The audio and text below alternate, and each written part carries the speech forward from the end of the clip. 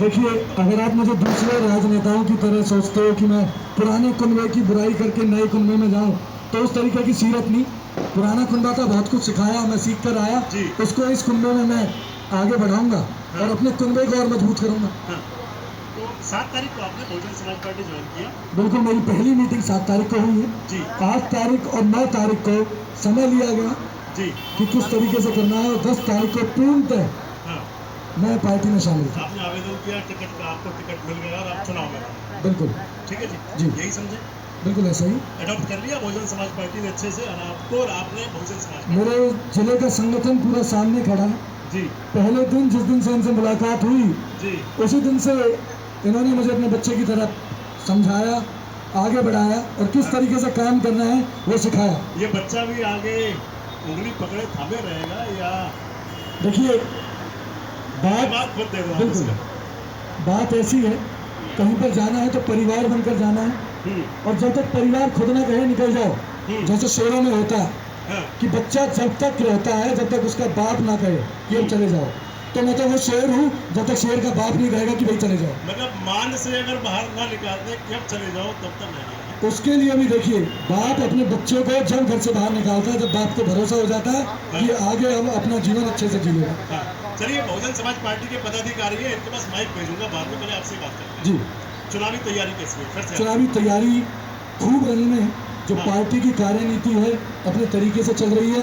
दूसरे कैंडिडेट्स की तैयारी की, बड़े बड़े लाउड स्पीकर्स, लोगों का हुजूम सड़कों पे उतार के, ट्रैफिक व्यवस्था को खराब करके, पार्किंग इधर उधर लगा के तैयारियां दिखानी है। तो वैसी तैयारी हमारी नहीं है, हमारी तैयारी बूथ लेवल पे चल रही है, ग्राउंड लेवल पे तैयारी बिल्कुल चल रही है। हरा और नीला पटका दोनों पहना हुआ है। बिल्कुल जी। हरे वाले दिख नहीं रहे कहीं। देखिए, हरे वालों का अपना काम करने का तरीका है, और उनका जो स्ट्रांग बेस है वो उसकी रिपोर्टिंग हम भी वहाँ जाते हैं, हमारी मीटिंग्स कराते हैं।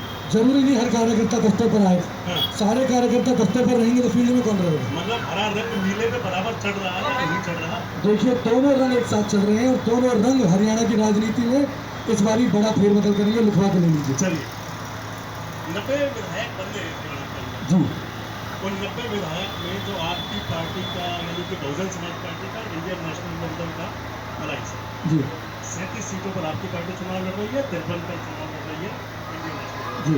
90 में गठबंधन, तो 90 सीटों में से जो 90 पुर्जे बनेंगे उनमें से पुर्जा आप हैं। बिल्कुल हो सकता है। मशीन कमजोर नहीं लग रही? किस चीज़ की? आपका जो पुर्जों की मशीन है, इसमें 90 पुर्जे। देखिए, अब हम बात करें, अगर दूसरी पार्टियों की बात करें जो गठबंधन में चल रही है, हमारी मशीन बिल्कुल कमजोर नहीं है। चौधरी ओम प्रकाश चौटाला जी रोज कार्यकर्ताओं की मीटिंग ले रहे हैं। बहन कुमारी मायावती अभी अपने दौरे पर, हरियाणा दौरे पर निकलेंगे, और जिस दिन वो हरियाणा की सरजमी पर उतरेंगी, आप समझिएगा जो हवा है वो एक तरफा बहेगी, कार्यकर्ता एक तरफा जिताने के लिए चलेगा। और आपको बता दें, दोनों पार्टी वो है जो विचारधाराओं की पार्टी है। और जो दूसरी बड़ी पार्टियों की बात करें आप, हाथ और फूल की, तो आप देखिए कैसे विचारधारा टूट रही है। और सिरसा से सांसद हैं जो, उनके आत्मसम्मान पर पार्टी ने कैसे प्रहार किया, पता तो चल गया होगा। कहीं ना कहीं सूत्रों के हवाले से खबर आ गई होगी। बिना सूत्र के भी मिल रही है। बिल्कुल मिल रही है ना, सब कुछ बिल्कुल। तो इस पार्टी में देखिए, विचारधारा की पार्टी का यही होता है कि अगर आपका कार्यकर्ता, आपका प्रतिनिधि वहाँ है, तो मान सम्मान पगड़ी के साथ हमेशा उसे साथ लेकर चला जाता है। और यहाँ जिले में भी INLD के कार्यकर्ता भी और BSP के कार्यकर्ता भी दोनों कंधे से कंधा मिलाकर रोज सुबह रणनीति बनाते हैं कि आज क्या करना है। शाम को समीक्षा होती है, अगले दिन दोबारा तैयारी होती है। और अब मान के चलिए, पलवल के चुनाव में भी अहम भूमिका इन दोनों पार्टियों की रहने वाली है। पलवल पे भी आऊंगा बाद में, क्योंकि आप हरियाणा का विधानसभा चुनाव लड़ रहे हैं। देखिए, 90 प्रत्याशी होंगे।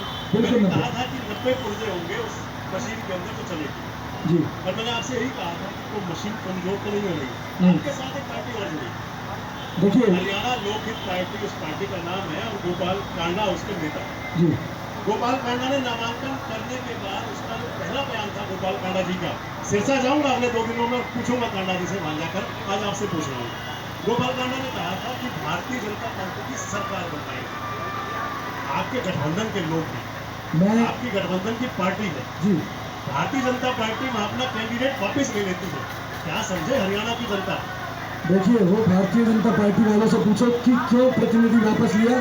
और एक चीज़ है, हरियाणा व्यंग्यात्मक स्टेट है कि वहाँ बातों बातों में बड़े अच्छे सॉफ्ट व्यंग चलते हैं। तो मैं भी कहूँ हाँ जी हाँ मैं जितवाऊंगा फलाने को, तो उसमें ऐसा नहीं कि मैं जितवा ही रहा हूँ उसे, मैंने व्यंग किया। तो गोपाल कांडा जी का व्यंग था, हम बनवाएंगे। नहीं, गोपाल कांडा ने तो बड़ा सीधा कहा था कि मैं आरएसएस का वर्कर हूँ, आरएसएस का कैडर है, आरएसएस के साथ जुड़ा रहा हूँ, राष्ट्रीय स्वयंसेवक संघ में मेरे पिताजी थे, मुरारी लाल ने चुनाव लड़ा था, वो सारी कुछ कहा। एक बात है तो कोई जम जाती है, उनकी तो पूरी फेरहिस थी, इतिहास लिख सकते हैं पूरा। 50 साल पहले दीपक निशान हुआ करता था जब उनका, तो कह रहे दीपक पर निशान लड़ गए थे। तो बात बताइए, पिताजी किसी और पार्टी में, बेटा किसी और पार्टी में जा सकता है कि नहीं? बहुत सारे एग्जाम्पल हैं। लेकिन वो तो एक ही पार्टी की बात कर रहे हैं। नहीं, अभी आप कह रहे हैं कि पिताजी किसी और पार्टी में आरएसएस में थे की बात छोड़िए, आज अपने संगठन के साथ, हमारे संगठन के साथ वो लड़ रहे हैं कि नहीं? अगर गठबंधन में है, अगर वो सीट जीतते हैं तो वो क्या काउंटिंग कांग्रेस में जाएगी, भाजपा में? काउंटिंग तो हमारे गठबंधन की रहेगी। कौन सी? गोपाल कांडा जी वही तो कह रहे हैं कि सरकार हम बनवाएंगे। तो सरकार हम ही बनाएंगे। वही कह रहे हैं कि बीजेपी के हैट्रिक हम बनवाएंगे। देखिए स्पष्ट शब्दों में पार्टी के नेता, पार्टी के कैंडिडेट अभिषेक देशपाल कहते हैं कि अभी मैं चुनाव जीत करके सरकार बनवाऊंगा कांग्रेस की या बीजेपी की। तो फिर अभिषेक देशपाल को लोग क्यों वोट दें? कांग्रेस और बीजेपी को सीधा दे रहे हैं वोट लोग। देखिए अब एक व्यंग, मैं आपसे इसी बात को कहूँगा कि जो व्यंग होता है, आप सीधे सवाल पे आ जाओ, व्यंग छोड़ देते हैं। नहीं मैं कह रहा हूँ जवाब उनका, देखिए उन्होंने क्या जवाब दिया, मुझे तो उसमें व्यंग लगा। कौन सा? कि भैया मैं बनवाऊंगा। देखिए पिछली बार गोपाल कांडा जी जीते थे, सरकार में उन्हें लेने की बात चल रही थी, उन्हें नहीं लिया गया, तो इस बार वो फिर से ताल ठोक रहे हैं, अब की बार आके दिखाओ। कहाँ? देखिए 5 साल तो नैनपाल जी का भी समर्थन था, क्या हुआ? अब क्या हुआ? देखिए हमारा कार्य